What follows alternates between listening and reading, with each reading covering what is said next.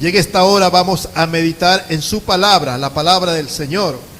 Vamos a ver en el libro de Mateo, este capítulo 4, que nos habla sobre la tentación de Jesús. El libro de Mateo, hermanos, es el primero del Nuevo Testamento. Este libro fue escrito con un propósito originalmente. El propósito, cuando el autor humano, que es Mateo, en su mente, en su corazón, fue en un primer momento escribir para los judíos convertidos, los judíos recién convertidos o aquellos que estaban considerando el evangelio. A ellos fue dirigido en un primer momento, pero por obra del Espíritu Santo, pues, y Dios que prevé todas las cosas, este evangelio es para toda la humanidad. Por eso es que en el evangelio de Mateo vamos a ver muchas alusiones al Antiguo Testamento. Mateo quiere demostrar aquí a sus lectores de que Jesús es el Mesías del Antiguo Testamento, anunciado, que Jesús es aquel descendiente del rey David, que sería rey eternamente. Y en el capítulo 1 nos habla acerca de la genealogía de Jesús. Nos habla que Jesús llegó a ser hijo de Abraham, hijo de David, ¿no? Descendiente de Abraham, descendiente de David. Porque el pueblo judío tenía bien en claro que el Mesías tenía que ser descendiente de David, tendría que ser ese rey, descendiente de David, que establecería el reino de Dios eternamente. Por eso entonces un requisito para que se pueda los judíos reconocer a Cristo, a Jesús como el Mesías, era que debe ser de la familia de David, descendiente de David. Por eso la genealogía va en todo eso, apunta hacia las evidencias de que Jesús es el Cristo. Demuestra Mateo en sus escritos de que Él vino a cumplir las profecías del Antiguo Testamento sobre el Mesías. Por eso cuando usted lee Mateo va a ver muchas citas donde dicen, para que se cumpliese lo que dijo el profeta, así como dijo el profeta. Cosa diferente, por ejemplo, cuando usted lee Marcos, no hay esas alusiones a los profetas o a los escritos del Antiguo Testamento, aunque están cumpliéndose. Marcos lo escribió para un público, por decir, los romanos, ¿no? Que ellos querían simplemente conocer al Mesías, al Cristo. Ellos se convertían y querían conocerlo. Pero los judíos, ellos querían sí conocer a Cristo, pero ellos se aseguraban más con las escrituras. Amén. Entonces Mateo menciona bastante eso, alusiones al Antiguo Testamento. Textos proféticos del Antiguo Testamento es mencionado bastante. Entonces, los primeros capítulos del libro de Mateo va a demostrar de que Jesús es el Mesías prometido, el Cristo. Bendito sea el Señor, ¿no? Ya en el capítulo 3 nos habla acerca del bautismo de Jesús. Fue bautizado y luego de que fue bautizado, y entramos ya en nuestro capítulo 4, el versículo 1, nos habla de que Jesús es llevado al desierto por el Espíritu Santo. Dice así, 4:1 de Mateo. Entonces Jesús fue llevado por el Espíritu Santo, al desierto para ser tentado por el diablo. Dice entonces aquí la palabra del Señor, luego de que Jesús es bautizado, es llevado para ser probado, ser tentado. Eso tenía un propósito, hermano. Eso tenía un propósito.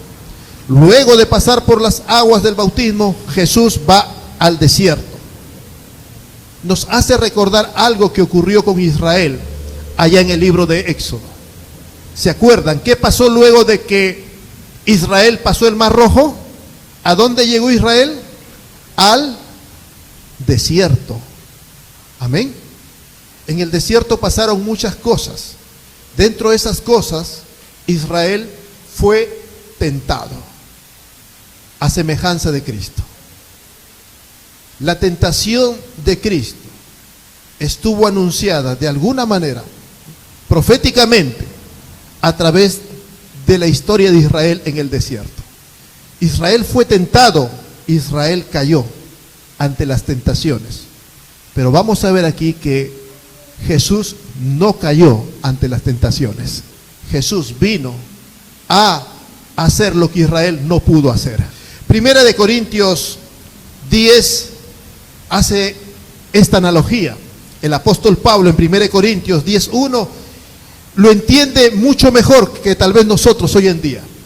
Porque no quiero, hermanos, que ignoréis que nuestros padres todos estuvieron bajo la nube y todos pasaron el mar, haciendo alusión al cruce del Mar Rojo. Versículo 2. Y todos en Moisés fueron bautizados en la nube y en el mar. Para el apóstol Pablo, su interpretación de lo que es el paso del Mar Rojo, lo interpreta como que Israel fue bautizado ahí, fue sumergido. ¿Qué es el bautismo? Hoy en día el bautismo cristiano es un símbolo externo de lo que ocurre cuando entregamos nuestra vida a Cristo. Dejamos una vida pasada atrás, ¿verdad? E iniciamos una vida nueva. Cuando usted se bautiza y yo nos hemos bautizado, cuando hemos sido sumergidos, hemos muerto para el mundo, y simboliza que cuando salimos de las aguas resucitamos para una vida nueva, vida pasada y vida nueva. Cuando Israel pasó el Mar Rojo, representa que ellos dejaban una vida antigua de esclavitud y ahora iniciaban una vida nueva en libertad. Mateo, cuando escribe, pues lo hace con una similitud a lo que es el libro del Éxodo, porque era dirigido a los judíos. Ellos conocían el libro de Éxodo, y en todo el libro de Éxodo pues está la imagen profética de Cristo y de su obra salvadora. Luego nos sigue diciendo pues que Dios tiene el control de todo. Dice que el Espíritu Santo fue quien llevó a Jesús al desierto. Entonces Dios tiene el control, hermano, aún sobre la historia de Israel, que estaba profetizando lo que pasaría Jesús en este tiempo, cuando Él viniese en su primera venida. Las pruebas que pasamos, hermano, las pruebas que nos han venido, las que estamos pasando y las que vendrán, están bajo el cuidado y control de Dios. Él no va a permitir que seamos tentados, probados más de lo que podamos resistir, dice la palabra del Señor, y junto con la prueba Él dará la salida. Podemos confiar en Él en todo tiempo, en el tiempo bueno y en el tiempo malo. Podemos decir que nada ni nadie nos podrá separar del amor de Dios que es en Cristo Jesús, Señor nuestro. Nos lo demuestra aquí la palabra del Señor, la experiencia de Israel y la experiencia de Cristo para nosotros, para nuestra enseñanza. Alabado sea el Señor. Luego en el versículo 2, hermano, y hasta el 4, nos presenta la primera tentación. Jesús es tentado a murmurar contra Dios por falta de alimento. Y vamos a ver cómo se desarrolla aquí esta primera tentación. Dice así el versículo 2. Después de haber ayunado 40 días en el desierto y 40 noches, tuvo hambre. Y vino el tentador, Satanás, y le dijo: si eres hijo de Dios, di que estas piedras se conviertan en pan. Él respondió y dijo: escrito está, no solo de pan vivirá el hombre, sino de toda palabra que sale de la boca de Dios. Amén. 40 días estuvo ayunando nuestro Señor Jesucristo. Terminó esos 40 días, tuvo hambre, tuvo sed. Y Satanás viene a tentarlo para que él murmure contra Dios en su hambre. Y él use su poder divino para satisfacer una necesidad.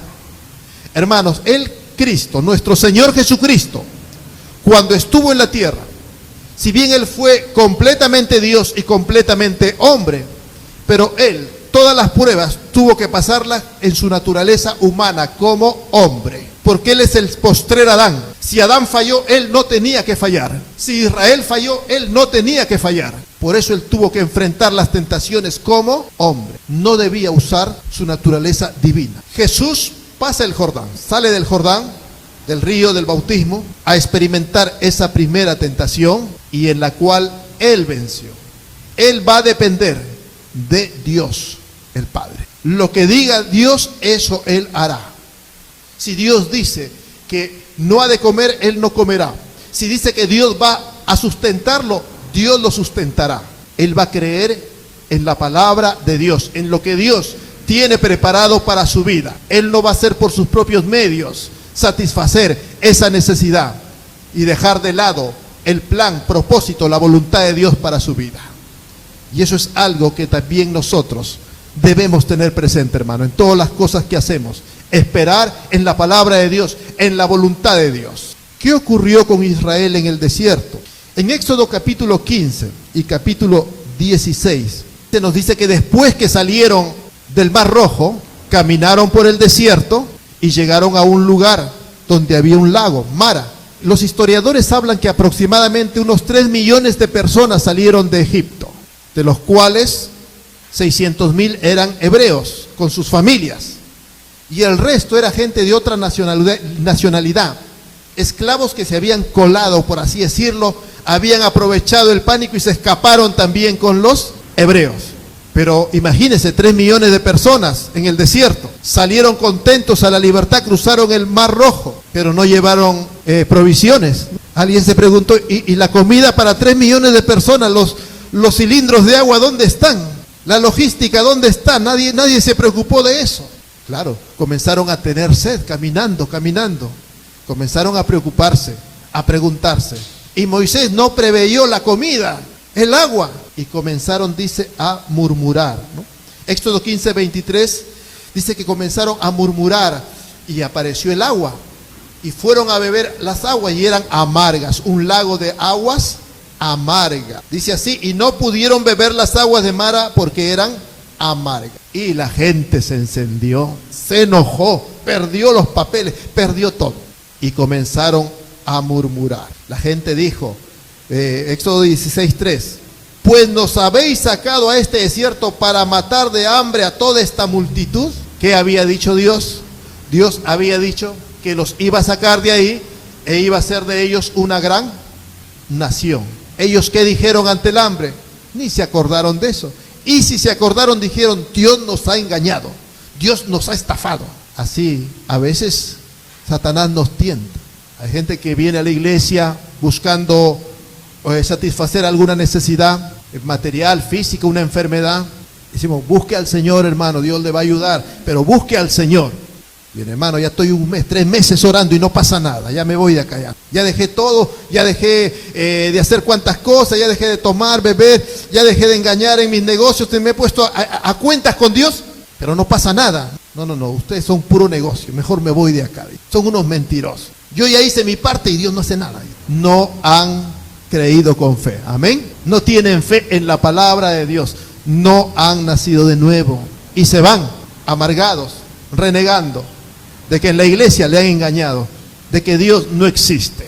Bueno, en eso fueron tentados los israelitas, en la comida, y murmuraron contra Dios, desconfiaron del plan de Dios, desconfiaron de la palabra de Dios. Pero Dios tuvo misericordia, y en su misericordia y su gracia les proveyó agua y comida, mandó el maná para que coma. Ese pueblo disfrutó de la gracia y misericordia de Dios. Amén. Gracia es favor no merecido. Y Dios les dio algo que no lo merecían.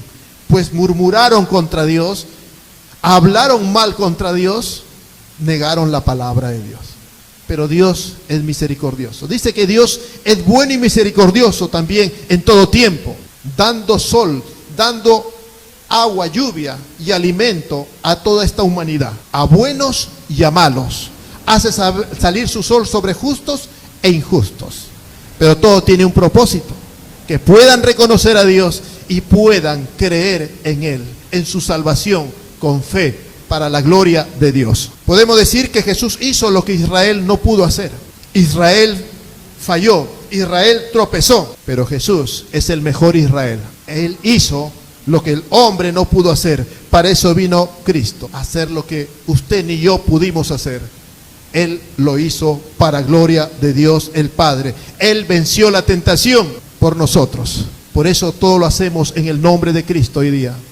Si podemos enfrentar los problemas, podemos enfrentar las tentaciones, lo hacemos en el nombre de Jesús. Si lo hacemos en nuestro nombre, estaremos fracasando como el pueblo de Israel.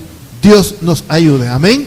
En toda circunstancia, tener presente el nombre de Cristo. Somos más que vencedores en Cristo Jesús. ¿Por qué? Porque Él ya venció por nosotros. Lo único que tenemos es que seguir sus pisadas, las pisadas del Maestro. Gloria al Señor. Vamos ahora a continuar con el texto bíblico. El versículo 5 hasta el versículo 7 nos habla de la segunda tentación. Jesús es incitado a probar o poner en duda la fidelidad de Dios. Mateo 4, versículo 5, dice así: entonces el diablo le llevó a la santa ciudad y le puso sobre el pináculo del templo y le dijo: si eres hijo de Dios, échate abajo, porque escrito está: a sus ángeles mandará acerca de ti, y en sus manos te sostendrá, para que no tropieces con tu pie en piedra. Jesús le dijo: escrito está: no tentarás al Señor tu Dios. La segunda tentación, poner en duda, tentar a Dios, probarle a ver si Dios está conmigo. Tal vez no esté conmigo Dios. La incredulidad, la duda. Así que vamos a probarle. Pruébale, le dice Satanás. Tírate de lo alto. Dios va a mandar sus ángeles. ¿O no crees que Dios va a mandar sus ángeles para que tu pie no tropiece en piedra? Le menciona el Salmo 91. Como Jesús le respondió con la palabra, Satanás también se arma con la palabra y le menciona el Salmo 91. Y Jesús le responde y le dice: no tentarás al Señor tu Dios. ¿Que Dios puede hacerlo? Puede hacerlo. Dios puede hacer cuantas cosas milagrosas, las puede hacer. Pero nosotros tenemos que hacer lo que nos corresponde hacer, lo que Dios nos manda hacer. Bendito sea el Señor. No podemos estar probando a Dios, tentando a Dios. Cuando dice tentar a Dios, equivale a decir probar a Dios, poner en duda la fidelidad de Dios, solamente para probar si Dios está conmigo. No, hay que creerle a su palabra. Amén. Si Dios dice que donde están 2 o 3 congregados, Él está allí, lo creemos que en esta hora Dios está aquí. No necesitamos más que su palabra para saber que Él está aquí. Gloria al Señor. Nos basta su palabra, hermano.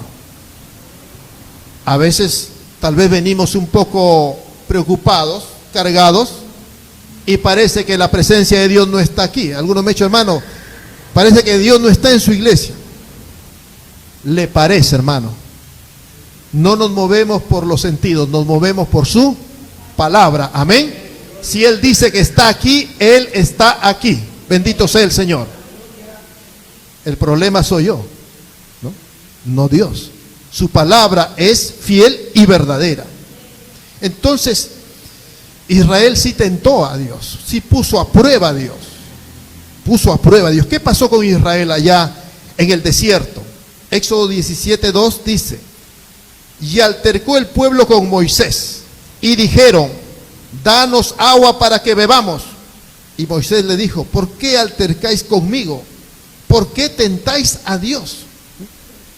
Y llamó el nombre de aquel lugar Masá y Meriba, por la rencilla de los hijos de Israel, y porque tentaron a Jehová diciendo: ¿está pues Jehová entre nosotros o no? Amén. Ahí está la palabra clave por cómo tentaron a Dios. Dijeron: ¿está Jehová entre nosotros, sí o no? Total, ¿cómo va a ser? Nos dice que salgamos, que nos va a dar leche y miel y no pasa nada. Que hable de una vez claro Dios. ¿Va a estar con nosotros o no? Para irnos. Es una actitud prepotente, una actitud irreverente. No es que satisfacer la necesidad haya sido el problema, hermano. El problema no estaba en la necesidad de agua y pedir agua.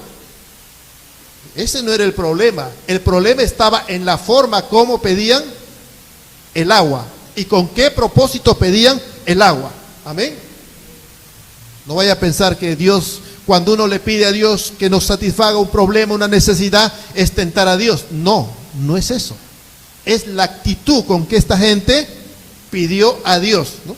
Mire el versículo 7, ¿no?, del capítulo 17 de Éxodo. La última parte dice: ¿está pues Jehová entre nosotros o no? Es como cuando uno está ayudando a alguien, pide plata, ya le vamos a ayudar, pero espérate, todavía no me depositan, tengo que ir a... Bueno, ¿me vas a ayudar o no? Oye, te están ayudando, no seas sinvergüenza. ¿Cómo le vas a...? ¿No? Ten un poquito de delicadeza, ¿no? Si él quiere te ayuda, si él no te ayuda, pero te está ayudando en esta vez, ¿no? Un poquito más de delicadeza con aquel que te está ayudando. Amén. Gloria al Señor. Entonces ese fue el problema. Tentaron a Dios, probaron a Dios, dudaron de la fidelidad de Dios. ¿Está con nosotros o no está? Fue algo muy prepotente.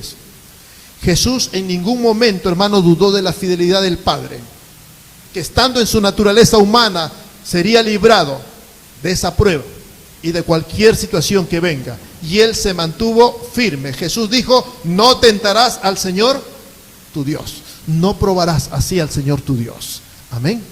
Y eso es lo que voy a hacer, dijo Cristo, en su naturaleza humana. Bendito sea el Señor. Nosotros tampoco debemos poner a prueba o tentar a Dios dudando de su fidelidad, pues la Biblia dice, y debemos creerle, que nada nos va a separar del amor de Dios que es en Cristo Jesús. Alabado sea el Señor. Luego ya en el versículo 8 para adelante nos habla de la tercera tentación. Jesús es tentado a adorar a Satanás. Mire, qué atrevimiento. Satanás incita, tienta a Jesús para que lo adore. Terrible. ¿Qué dice la palabra? Mateo 4:8. Otra vez le llevó el diablo a un monte muy alto y le mostró todos los reinos del mundo y la gloria de ellos. Y le dijo, todo esto te daré si postrado me adorares. Entonces Jesús dijo, vete, Satanás, porque escrito está, al Señor tu Dios adorarás y a Él solo servirás. Fue tentado, fue incitado a dejar de adorar al Dios verdadero y adorar al falso, al embustero, al engañador. Jesús resistió y rechazó la tentación. Hizo lo que Israel no pudo hacer. Hizo lo que en su momento usted ni yo pudimos hacer. Él lo hace. ¿Se acuerdan cuando Moisés baja del monte Sinaí con las tablas?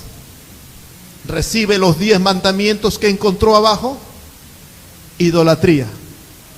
Los israelitas apenas reciben los 10 mandamientos, lo primero que hacen es violar el primer mandamiento. No te harás imagen de ninguna cosa que está en el cielo, en la tierra, ni debajo de la tierra. Amén. Hicieron un becerro de oro y lo adoraron. En esta oportunidad pues fue Aarón tentado, ¿no? Dice el versículo 1 del capítulo 32 de Éxodo. Viendo el pueblo que Moisés tardaba en descender del monte, se acercaron entonces a Aarón y le dijeron, levántate, Aarón, haznos dioses que vayan delante de nosotros. Aarón cedió e hizo el ídolo. Él cedió a la adoración a otro Dios que no sea Dios, a un ídolo. La adoración a Satanás, en otras palabras. Satanás hizo que Israel deje de adorar al Dios verdadero y adorase imágenes, que era simplemente darle la espalda a Dios y adorar a Satanás mismo.